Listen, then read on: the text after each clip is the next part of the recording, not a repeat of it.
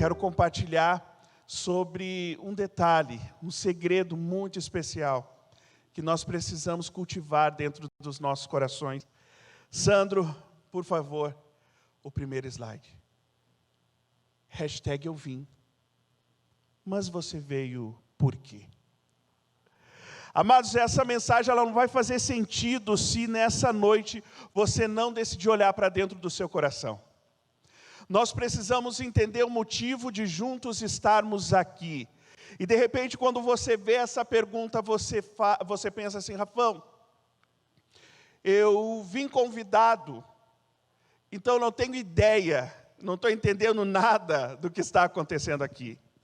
Está tudo certo. Nós cremos que no momento em que você entender, você jamais deixará de participar de momentos como esse. Amém? Ou você de repente deve estar pensando: Rafão, eu vim hoje aqui nessa noite, nesse culto, porque faz parte da minha rotina. Eu não posso começar a minha semana sem participar de um culto.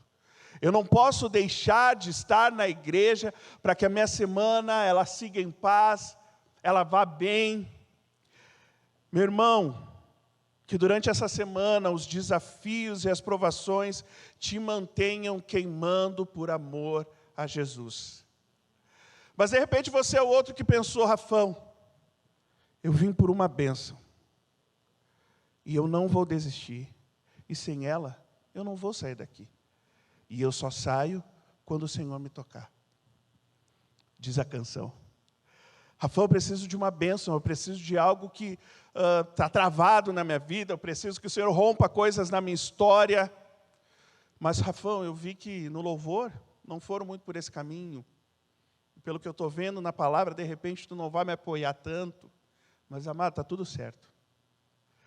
Ou de repente você é aquele que está falando assim: Rafão, eu vim para esse culto para adorar o Senhor, para cultuar o Senhor, porque Ele é digno de todo louvor e de toda adoração. E daí você chegou aqui nesse lugar, e você não consegue reagir a nada do que está acontecendo. Nem aos louvores, nem esse momento emocionante do batismo, nem as ministrações. Você não consegue reagir.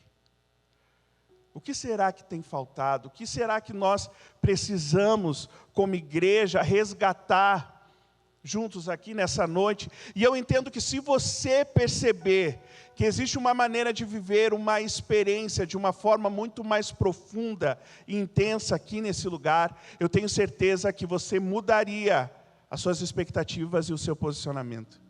Se você entender que nós, como comunidade, como igreja, temos algo muito mais poderoso para experimentar aqui nessa noite, reunidos aqui nessa noite, você mudaria o seu posicionamento ao estar dentro de uma igreja. Aleluia. Pode mudar aí, Sandro. Mas eu quero, é aquele fruto lá. Deixa eu construir algo com você. Você já parou para pensar, quando Deus ele decide criar o mundo para receber nós, os seus filhos, que projeto, que planejamento, que expectativa no coração de Deus, de criar um ambiente que receberia os seus filhos. Você que é pai, você que é mãe, quando vocês receberam a incrível notícia que viria um bebê, vocês viraram arquitetos. Não é? O quarto é um mais bonito que o outro. As decorações perfeitas. Os móveis, tudo que é construído naquele lugar é tão acessível, tão prático para vocês, porque vocês se esforçam, vocês estão com expectativas, existe algo grandioso para acontecer, e você se empenha e entrega o seu melhor para receber aquela criança. Mas nenhum desses projetos, eles podem ser comparados à criação que nos recebe, os filhos de Deus. Não é qualquer criação. Ele vem e Ele cria a luz, Ele cria os firmamentos, Ele cria os animais, Ele cria eu e você com uma capacidade intelectual indescritível. Não foi qualquer coisa, não. E daí nós lemos lá em Gênesis 1:11, dizendo assim: produz a terra erva verde, erva que dá semente, árvore frutífera que dê fruto segundo a sua espécie, cuja semente está nela sobre a terra, e assim foi.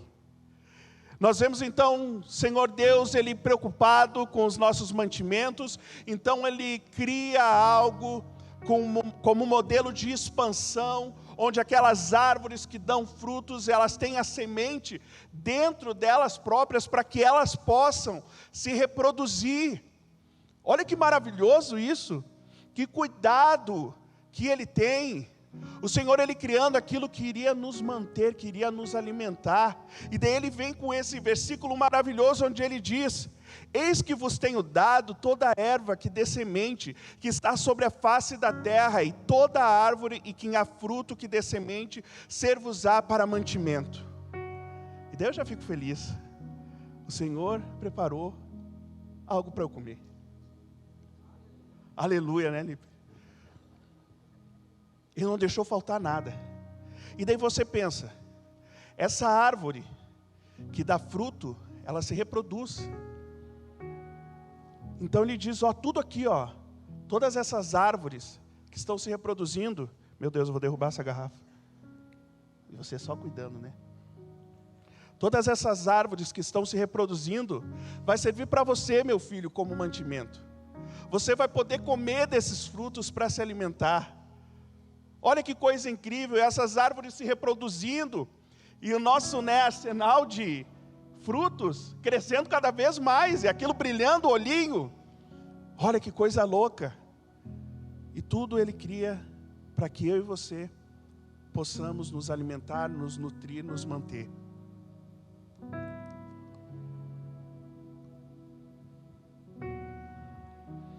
Então Deus diz assim: e ordenou o Senhor Deus ao homem, dizendo: de toda árvore do jardim comerás livremente, mas da árvore do conhecimento do bem e do mal, dela você não pode comer, porque no dia em que dela comer, certamente morrerá. Daí eu olho, aquele montão de árvore, carregada de frutos, que Ele diz: Rafão, pode comer, te diverte. E eu olho, sério, Deus, tudo isso é para mim? Ele é, só que é o seguinte, aquela lá, ó, aquela árvore lá, aquele fruto tu não pode comer. Daí o homem faz a escolha mais sábia do mundo. Então eu vou comer aquela. Espera aí, galera. Eu tenho tudo isso aqui disponível para comer. E o meu foco vai naquela lá, a única que eu não posso comer. Eu tenho disponível muitos frutos para eu provar, mas eu decido focar naquele diz para eu não comer, uma apenas. Muitos costumam dizer como Deus pode ser um aprisionador que coloca o homem dentro de um jardim com uma árvore que ele não pode comer, mas vamos ser sinceros, eles têm um monte de árvores para eles poderem se alimentar. Se isso não é liberdade, eu não sei o que é. Só que no momento em que Deus diz, daquele fruto, daquela árvore, não coma, o homem decide focar naquilo que não faz sentido. Você já parou para pensar que muitas vezes nós entramos dentro da igreja, podendo usufruir e provar de algo poderoso, e nós decidimos olhar, nós decidimos focar em algo que não faz sentido, para os problemas, para o louvor que não foi tão legal, que eu não gostei desse louvor. Ah, mas a palavra do Rafão, não estou curtindo, preferia outro. E nós começamos a olhar para o que não dá sentido ao fato de estar aqui, sendo que aqui neste lugar existe algo poderoso para você se alimentar, para você ter como mantimento. Mas nós, como igreja, muitas vezes chegamos nesse lugar e decidimos focar naquilo que não faz sentido. Existe algo que nós precisamos resgatar. Pode trocar, Sandro. Mas Rafão, eu estou me alimentando. Eu acho. Abre comigo em Apocalipse 2, vamos ler os versos 1 e 3. E vamos entender o que está acontecendo com o nosso coração. Aleluia. Apocalipse, capítulo 2, versos 1 e 3.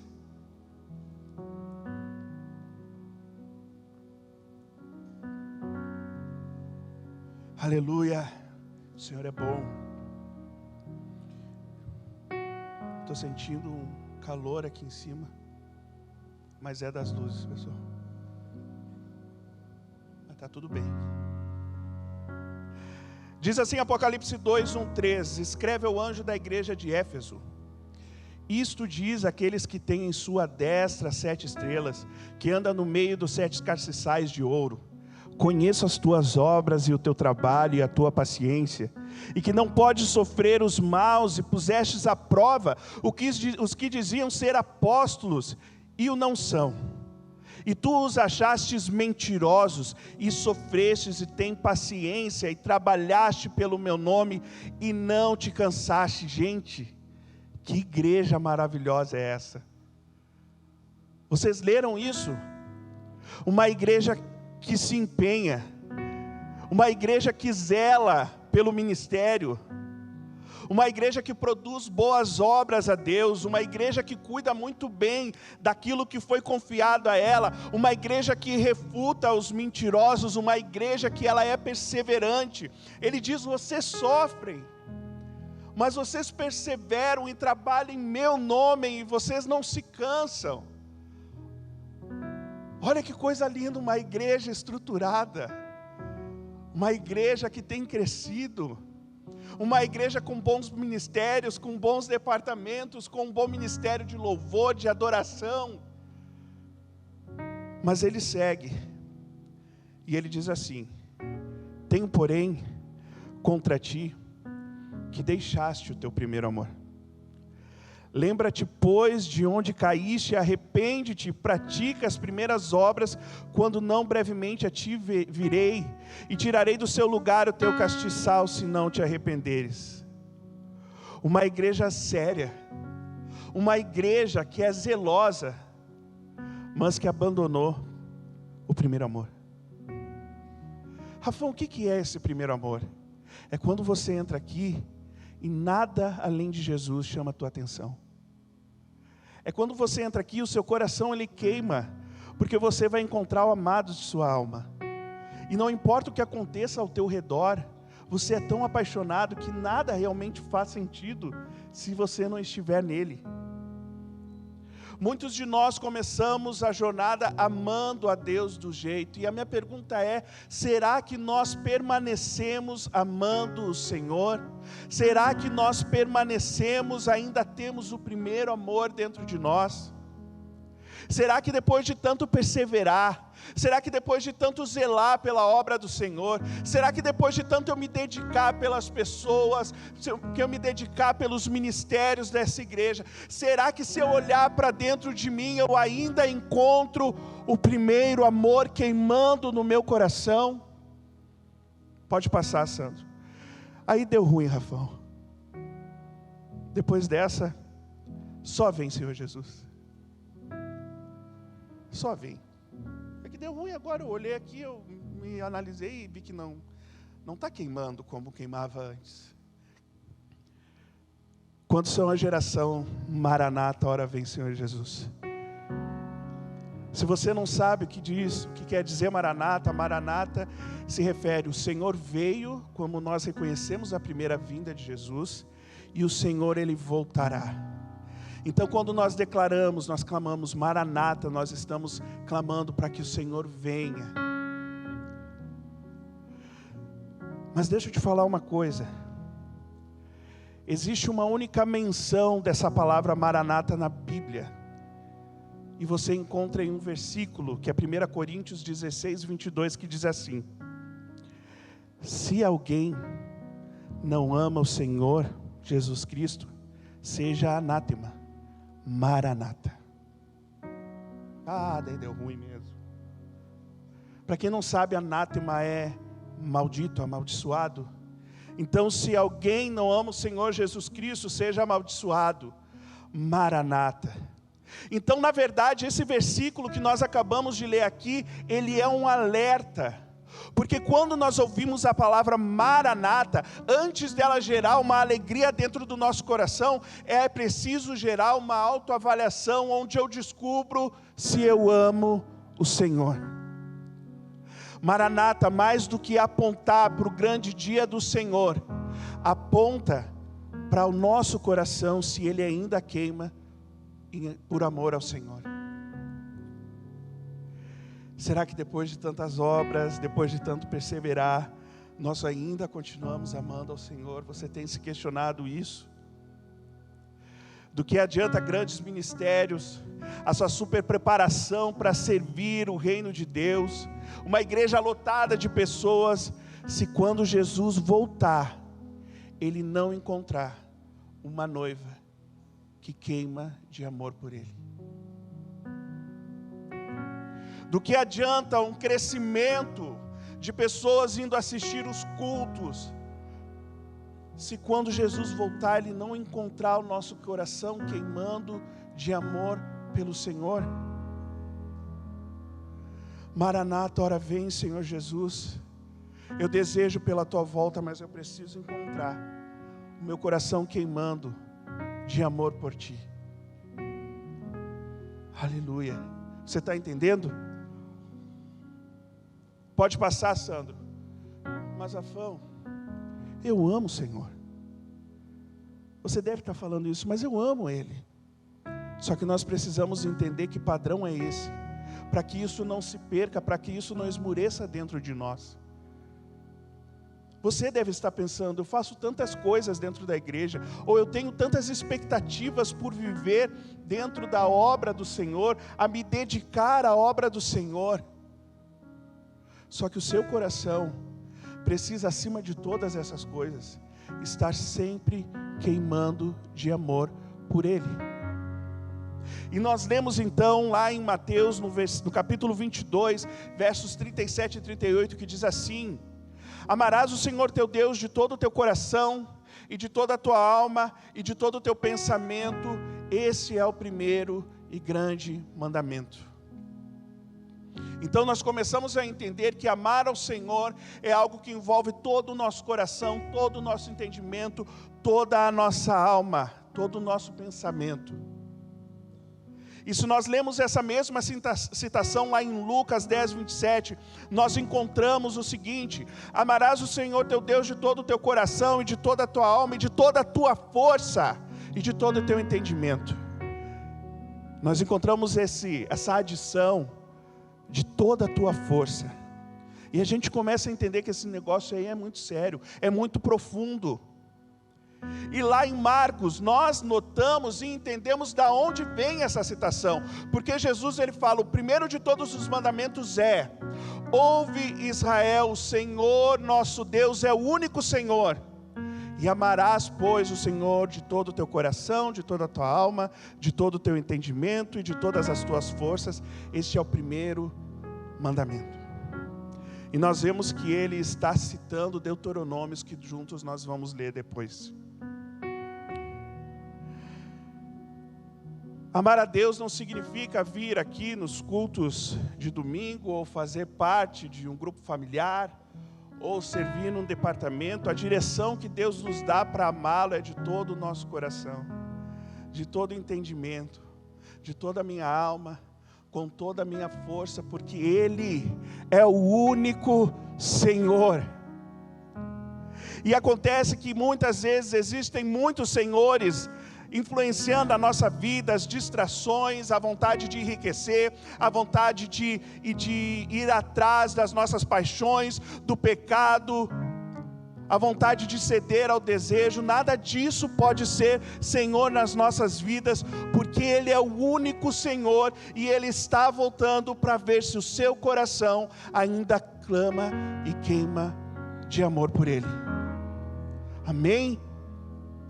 Então nós chegamos lá em Deuteronômios 6, vamos abrir junto comigo, Deuteronômio 6, a partir do versículo 4, e nós vamos entender a intensidade dessa revelação de Jesus.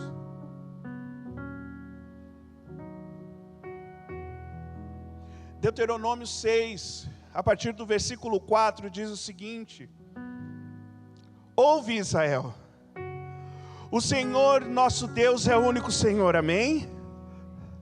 Amará, pois, o Senhor teu Deus de todo o teu coração e de toda a tua alma e de todas as tuas forças. E agora a gente vê o quanto isso fica profundo.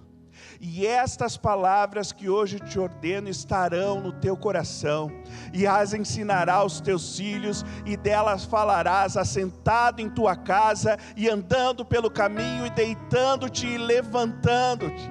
Você vê como é poderoso isso? O amor do Senhor que invade o teu coração, que é gravado no teu coração, você deve falar ele aos teus filhos. Quando você está sentado na sua casa, você deve falar do amor que queima em seu coração. Quando você está andando pelo caminho, você deve falar do amor que queima no seu coração. Quando você deita, você deve falar. Quando você levanta, você também deve falar. Em todo tempo, você precisa falar, declarar o amor do Senhor no seu coração. Aleluia! De tão poderoso que isso é em nossas vidas. E diz assim, a sequência dos versículos: também os atarás por sinal na tua mão, e te serão por frontais entre os teus olhos, e as escreverás nos umbrais da tua casa e nas tuas portas. Rafão, quando eu estou em casa, eu estou reclamando que os ministérios não estão dando certo lá na igreja. Rafão, quando eu estou em casa, eu estou reclamando do irmãozinho que eu não vou com a cara. Não tem isso aqui, tá? Ou tem? Não sei. Não tem, né? Rafão, quando eu estou em casa, eu estou preocupado com a estrutura. Eu estou preocupado que as coisas não estão saindo como eu esperava. Quando eu estou em casa, eu estou me preocupando com isso. Eu me deito preocupado com isso. Eu acordo preocupado com isso. Você está perdendo o seu tempo.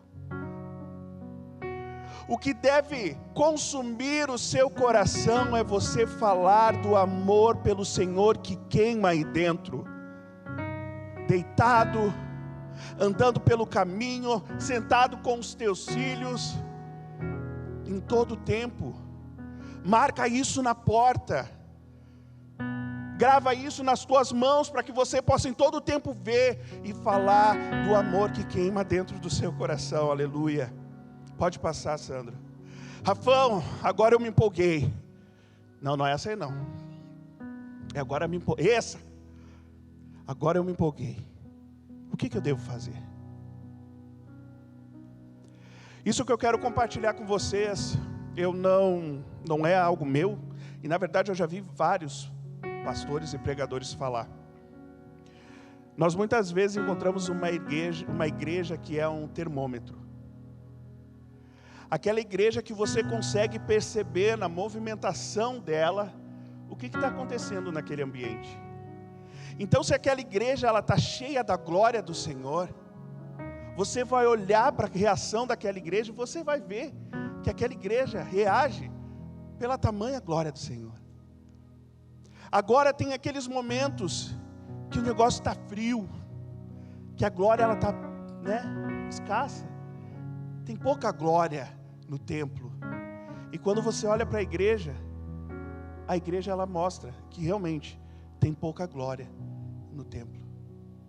Ela é um termômetro, ela indica a temperatura das coisas. Agora nós devemos desejar ser uma igreja termostato, que não é aquela que reage à temperatura, mas é aquela que define a temperatura do ambiente. Aleluia. Em Mateus 11, 16, 17 diz assim: mas a quem eu assemelharei esta geração? É semelhante aos meninos que se assentam nas praças e clamam aos seus companheiros e dizem: tocamo-vos flauta e não dançaste, cantamo-vos lamentações e não chorastes. Que geração é essa? É uma geração que ela não reage conforme a temperatura do ambiente, mas ela chama a atenção e diz: cara, eu estou tocando flauta e vocês não estão dançando. Eu estou cantando lamentações e vocês não estão chorando. Essa é a geração termostato que pega a lenha e coloca no fogo, mesmo que o fogo ele esteja escasso, mas ele vai fazer queimar. Sabe por quê? Porque existe amor pelo Senhor queimando no seu coração. Então, se você deseja viver isso intensamente na sua vida, quando nós nos reunimos como igreja, você não pode ser alguém que se influencia pelo ambiente, mas o seu amor pelo Senhor deve ser a lenha que nós podemos jogar no fogo e fazer esse lugar incendiar. Quem é essa geração de meninos? Quem deseja ser essa geração de meninos? Uma igreja que muda a temperatura do ambiente, que define que vamos juntos queimar pelo Senhor. Aleluia. Pode mudar, Sandra, agora.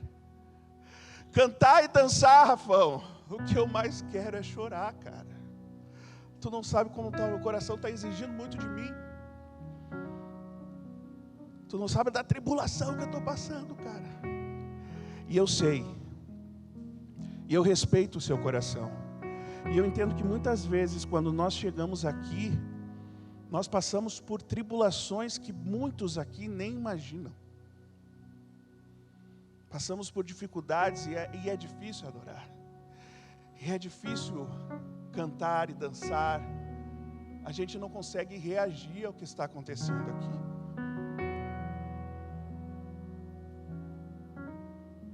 Em Romanos 5, 3, 4 diz assim: e não somente isto, mas também nos gloriamos nas tribulações, sabendo que a tribulação produz a perseverança, e a perseverança a experiência, e a experiência a esperança. Vamos falar isso junto comigo? E não somente isto, mas também nos gloriamos nas tribulações, diga tribulações. Sabemos que a tribulação produz a perseverança, diga perseverança. E a perseverança, a experiência, diga a experiência. E a experiência, a esperança, diga a esperança.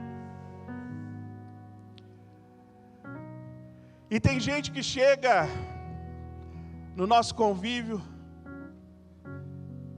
meio a tantas tribulações, e ele para nesse estágio, cara. E daí ele é aquele crente com cara de atribulado, né? Está todo mundo aqui, ó, na loucura pelo Senhor, se alegrando, o cara está aqui. Você não sabe como está a minha vida, Rafael. Mas, meu amigo, daí chega aquele momento em que você consegue avançar um pouco, e essa tribulação, ela gera em você perseverança. Mas você não pode parar aí, porque tem aquele irmão que chega: irmão, eu estou perseverando, mas é tanta cruz que eu carrego. É tanta dificuldade que eu enfrento. E a pessoa, ela não avança. Mas de repente vira a chave, e essa perseverança, ela gera experiência. Você viveu tempos de luta, você viveu um tempo de perseverança, você é experiente, você entende o que é passar por isso, mas quando eu olhar nos seus olhos, ele não brilha mais. Você não conseguiu encontrar esperança nesse lugar. E por mais que a gente não queira acreditar nessa realidade, hoje eu vejo muitos dentro da igreja com os olhos sem brilho de amor pelo Senhor, porque não tem cultivado em seus corações o que é mais importante, que é o primeiro amor. A tribulação, ela não pode apagar o meu primeiro amor. A perseverança, ela não pode destruir o meu primeiro amor. A experiência, ela não pode destruir, apagar o primeiro amor. E no final, eu consigo cultivar a esperança. A esperança não traz confusão, porquanto o amor de Deus está derramado aos nossos corações pelo Espírito que nos foi dado, dentro desse lugar de esperança. Esse amor que nós tanto desejamos, que queima no nosso coração, ele é derramado sobre nós, pelo Espírito do Senhor. Porque em esperança fomos salvos. Ora, a esperança que se vê não é esperança, porque o que alguém vê, como esperará?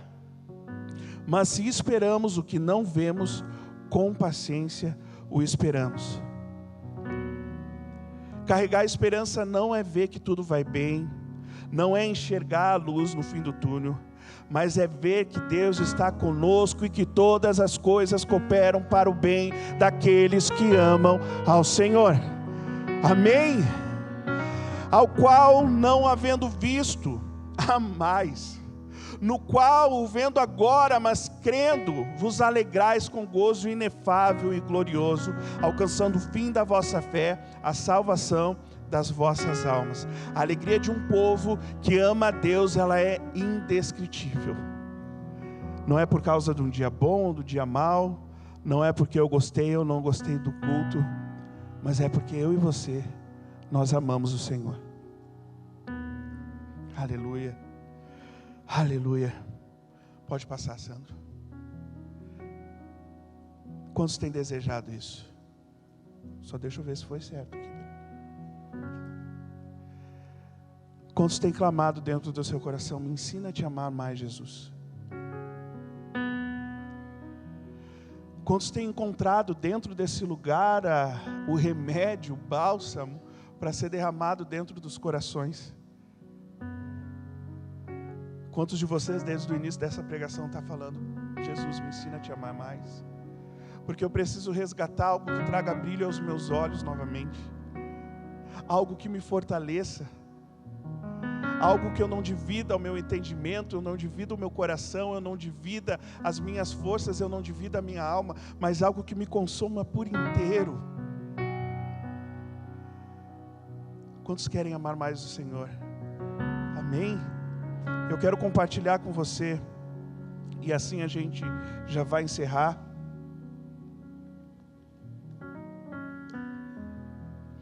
Mateus 9, 1 ao 2 diz assim: e entrando no barco, passou para o outro lado e chegou à sua cidade. E eis que lhe trouxeram um paralítico deitado numa cama. E Jesus, vendo a fé deles, disse ao paralítico: filho, tem bom ânimo, perdoados te são os teus pecados. Espera aí, galera, espera aí.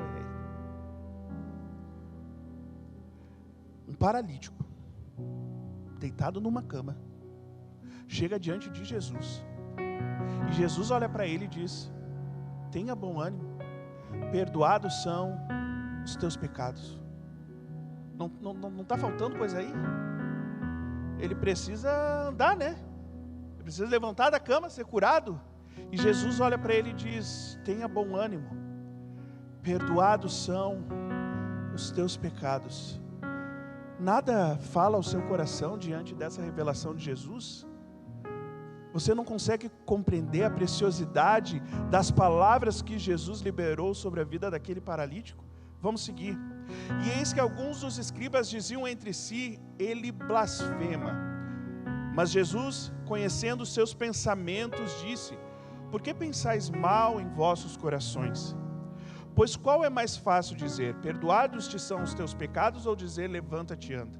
Ora, para que saibais que o Filho do Homem tem na terra autoridade para perdoar pecados, disse então ao paralítico: levanta-te, toma a tua cama e vai para a tua casa. E levantando-se, foi para a sua casa. E a multidão, vendo isso, se maravilhou, glorificou ao Senhor, que dera tal poder aos homens. Por que então Jesus cura aquele paralítico? Para que as pessoas pudessem saber que Deus é um Deus que perdoa os pecados, e a cura, ela foi o resultado de alguém que recebe o perdão do Senhor. Só que se nós chegamos diante dessa situação, e nós vemos mais grandeza na cura do que no perdão de pecados, nós precisamos resgatar o valor que o perdão de pecados tem na minha e na sua vida. Quem éramos antes do Senhor nos resgatar? Onde que a gente estava? E onde que nós estaríamos se o Senhor não tivesse nos encontrado?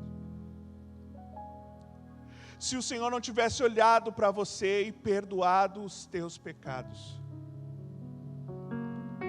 Quanto amor existiria no seu coração se você não tivesse os seus pecados perdoados pelo Senhor? Você consegue ver valor no que Jesus falava àquele paralítico? Antes de uma cura física, antes de uma libertação no físico daquele homem, o Jesus precisava ministrar ao coração dele que os pecados dele estavam sendo perdoados. Mas por quê, Rafão? Porque na palavra do Senhor fala que aquele que foi muito perdoado, muito ama. E voltando para a mulher, disse a Simão: vê esta mulher, eu entrei em tua casa e tu não me deste água para os pés, mas essa regou-me os pés com lágrima e os enxugou com os cabelos da cabeça. Olha que mulher apaixonada. Não me deste beijo, mas esta, desde que entrou, não tem cessado de me beijar os pés. Não me ungiste a cabeça com óleo, mas esta ungiu-me os pés com unguento. Por isso eu te digo que os seus muitos pecados lhe são perdoados, porque muito amou. Mas aquele a quem pouco é perdoado, pouco ama. E disse-lhe a ela: os teus pecados te são perdoados. Nós não podemos perder a alegria de quem teve os seus pecados perdoados. Rafão, eu quero aprender a amar mais o Senhor Jesus. Valorize o perdão de pecados. Entenda o quanto isso é poderoso na sua vida. E é por isso que eu falei que o batismo, ele então motivou o meu coração a compartilhar sobre isso com vocês, porque todos os que entraram dentro dessa água e confessaram Jesus como seu Salvador, eles tinham consciência de uma coisa: o meu Salvador perdoou os meus pecados, e eu vou externar isso entregando a minha vida a Ele.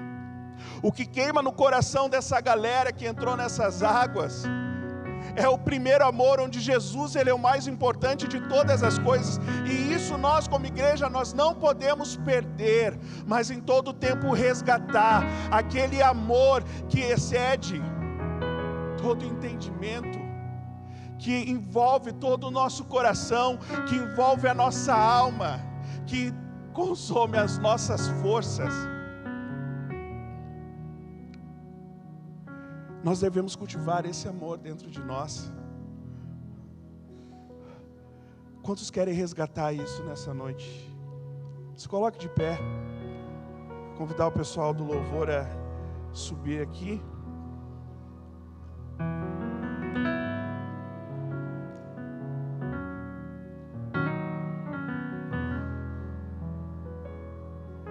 Eu quero resgatar o primeiro amor em meu coração. Eu quero o brilho de volta aos meus olhos, mesmo em meio à tribulação, mesmo em meio à perseverança, às experiências. Eu quero brilhos nos meus olhos, me levando ao lugar de esperança, onde o meu coração ele é cheio de amor pelo Senhor. Eu não quero viver igreja sem essa paixão. Eu não quero clamar Maranata, ora vem Senhor Jesus, se o meu coração ele não queima de amor por Jesus. E nessa noite nós seremos termostato. Nós vamos influenciar a temperatura desse lugar, para que o meu e o seu coração queime de amor por Ele. Aleluia. Se você entendeu essa mensagem, se você entende que você precisa resgatar isso em seu coração, eu peço que, por favor, abaixem as luzes, e eu te convido a juntos vir aqui à frente, para que nós juntos possamos adorar, juntos possamos orar, a liderança orar pela sua vida, declarar o resgate do primeiro amor sobre o seu coração. Então venha aqui à frente, aquele que entendeu essa mensagem, aquele que tem desejado amar mais o Senhor. Aleluia. Aleluia. Que nosso coração esteja sensível a Ti, Jesus. Que o nosso coração esteja sensível a Ti, Jesus. Eu não quero olhar para o fruto que não faz sentido, mas eu quero olhar para o lugar que realmente faz o meu coração queimar de amor por Ti. Que nessa noite você possa fazer essa escolha pelo primeiro amor a Jesus. onde nada mais tem valor a não ser o coração dele. Vem Espírito, vem, vem Espírito, vem.